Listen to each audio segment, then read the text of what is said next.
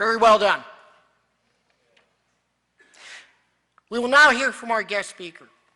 It is my pleasure to introduce our guest speaker tonight, Lackawanna County District Attorney Mark Powell. Attorney Powell is a true crime fighter for the citizens of Lackawanna County and an advocate for victims of crime. I've come to know Attorney Powell over the years, being a police officer in Moosic. I can tell you that his integrity is above and beyond. Mark Powell and his family have a long tradition in Lackawanna County legal community. Both his father and grandfather were attorneys. His grandfather founded the Powell Law Firm in 1906 and later served as the first assistant district attorney in Lackawanna County in 1934 to 1941. Mark Powell practiced in the family law firm before sworn in as district attorney in Lackawanna County on January 2nd, 2018. He earned his undergraduate degree from Villanova University and his Juris Doctor from Catholic University. After practicing law for several years, Attorney Powell went back to school and obtained a Master's of Law in Trial Advocacy from Temple University, where he graduated with honors. Attorney Powell has obtained many professional accolades that include the rare distinction of being a board-certified trial specialist in criminal law and civil law by the National Board of Trial Advocacy. For 12 years, he served as a hearing committee member for the Pennsylvania Disciplinary Board, where he made recommendations for punishment and disposition of lawyers who violated the ethical standards of law. He is a past president of the Northeast Pennsylvania Trial Lawyers Association and received the organization's highest award for his exemplary character, compassion for victims. Attorney Powell devotes a great deal of his time to teaching other lawyers, and I'm honored to say, now teaching cadets. For 7 years, he co-chaired the Lackawanna County Bench Bar Conference and remains active on the Education Committee.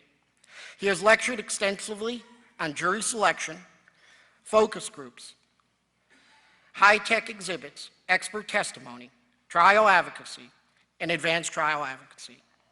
In 2016, the National Institute of Trial Advocacy awarded him the Teaching Excellence Award at the Advanced Trial Advocacy Program in Washington, D.C. I'm honored and delighted to introduce my friend, Mark Powell.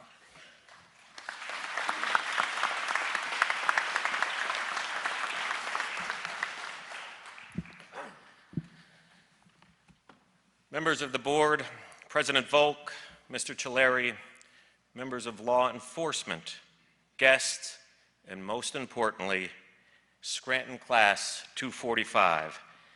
It is my privilege to speak to you tonight during this commencement ceremony. I feel at home here. My mother graduated from this very stage in 1947 when it was then Scranton Central High School. 2 years later, she obtained her business degree from Lackawanna College. When I was a young lawyer in the 90s, I began my teaching career here at Lackawanna College. Now, 25 years later, Mr. Cileri and I are working together to integrate the district attorneys with the Act 120 program. We hope that that relationship will not only help the cadets, but make us better lawyers. They call the district attorney the top cop. It's a title I feel very honored to be called, but not necessarily appropriate to be named. For I view each of you who have the courage to wear a badge, protect our streets, to be far worthier of that title. With that said, I'm very grateful to work side by side with the fine police officers in Lackawanna County, whether they're from the state police, Scranton police, municipal officers, or Lackawanna County detectives. As the son and grandson of lawyers, I have the utmost respect for law enforcement. My grandfather served as first assistant district attorney in the late 30s. He was a seasoned trial lawyer at the time, at the end of his career, and he took the position to try all the major trials at the time. The DA who was elected was only 26 years old. My grandfather was a self-made man, orphaned at 13, and began working in the mines to support his siblings. He was raised by his oldest sister, who stressed the significance of education. And despite adversity, he completed high school, college, and became a teacher first, before ultimately studying law and opening our family practice in 1906. With that type of foundation, I knew at a very young age what I wanted to do. I wanted to be a prosecutor and follow in my grandfather's footsteps, because he was my hero. I think it's important in life to follow great mentors. They can teach you a lot about life, and they can show you that anything is possible if you set goals, work hard, and have resilience to persevere. Throughout my life, I've relied on many heroes, most of whom who weren't famous, weren't related to me, or quite frankly, weren't even aware that I was following their every step, their every move, just trying to be half as good as they were. And in the meantime, I became uniquely me. And throughout that process, it taught me many life's lessons. I'd like to share with you 3 of those lessons that guide me in life. They appear rather simple to follow, however, most do not. But if they are followed, I do believe they are the most important things that you can do to ensure success. Ones that I've personally used to guide my life, ones that I follow to this day, ones that I've attempted to instill in my 4 children. Follow your dreams.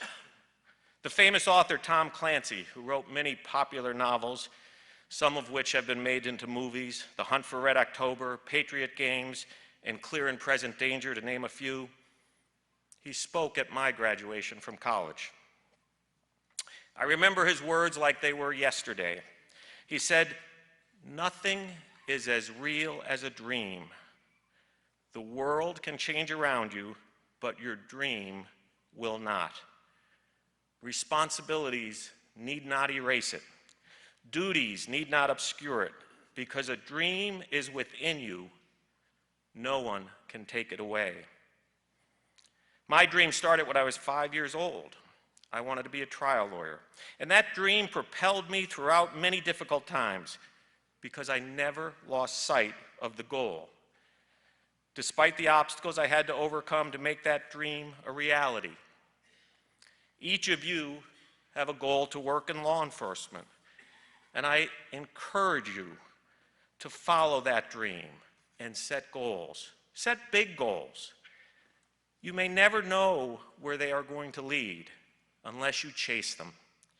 And in the end, if you do not obtain them, you will be likely to be far more successful, happier for having tried.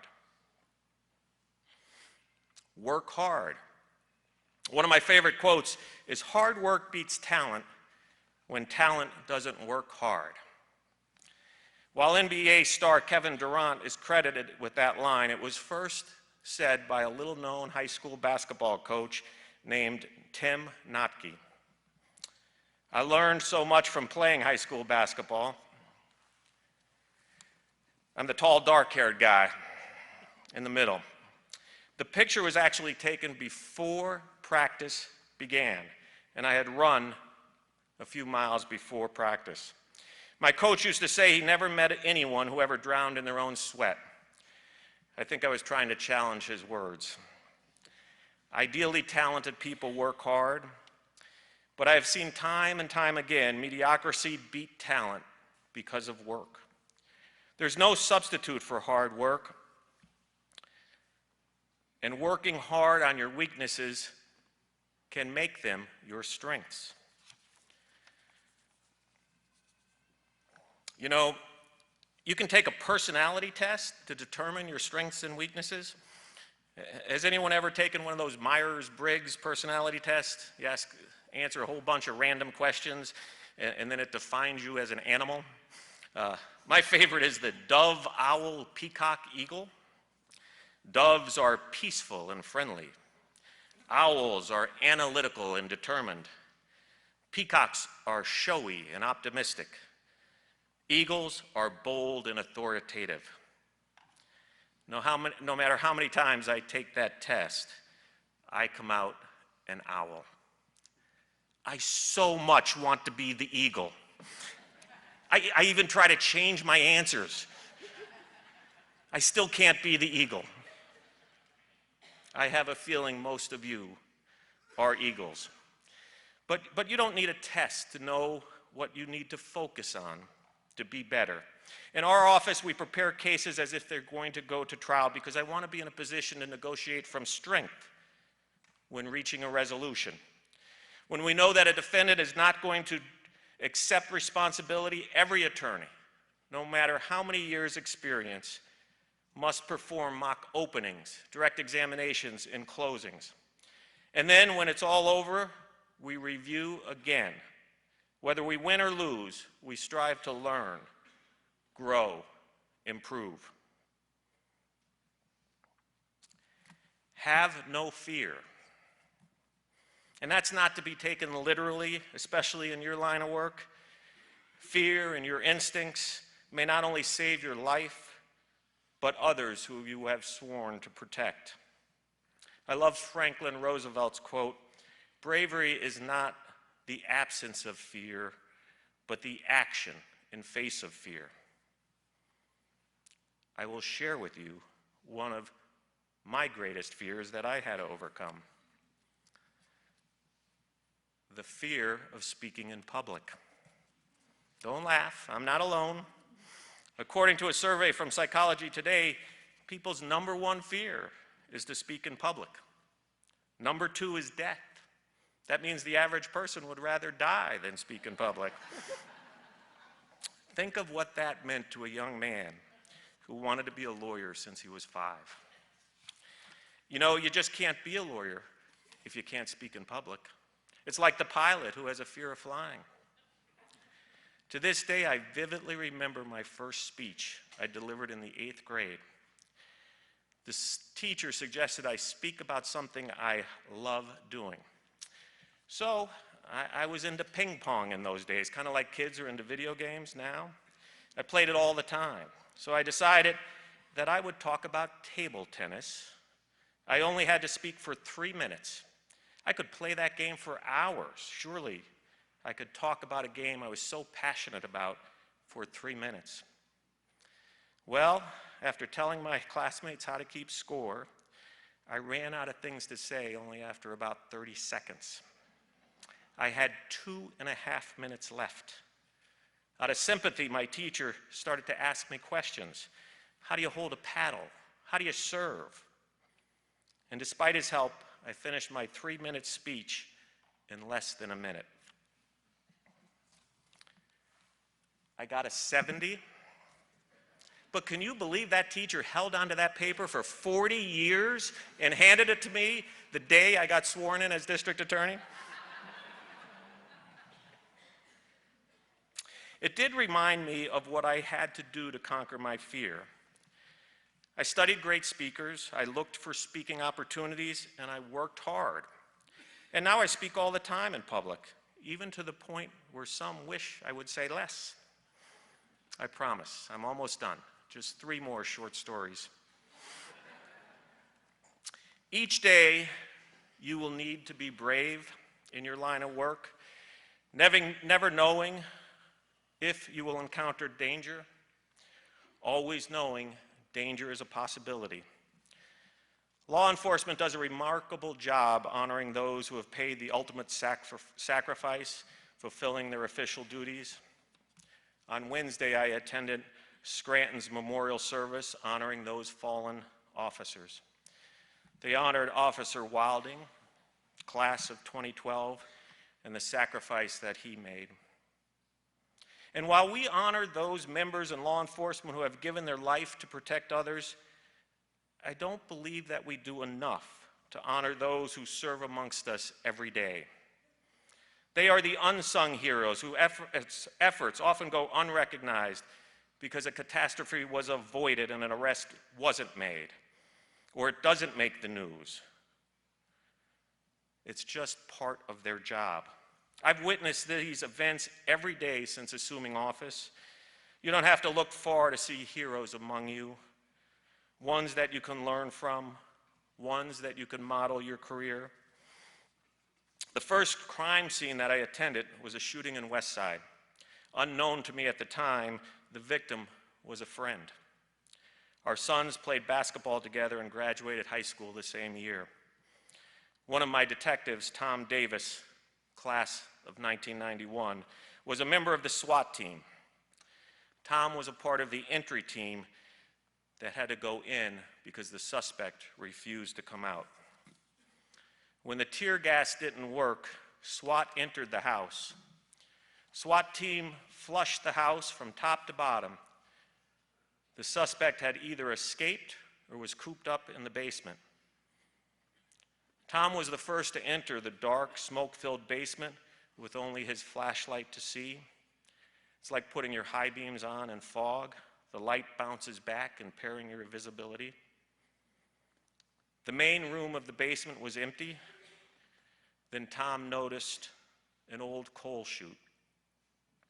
Tom proceeded to crawl into the coal chute when, bang, a shot rang out. Tom was only a few feet away. Fortunately, the suspect took his own life and not Tom's. The suspect had 200 rounds of ammunition on him that day, so we know a self-inflicted wound was not his first plan. I saw Tom within minutes after the shot. He and his buddies debriefed and drank a coffee. They acted as though it was just another day in the office. I will never forget how cool, calm, and collected they all were.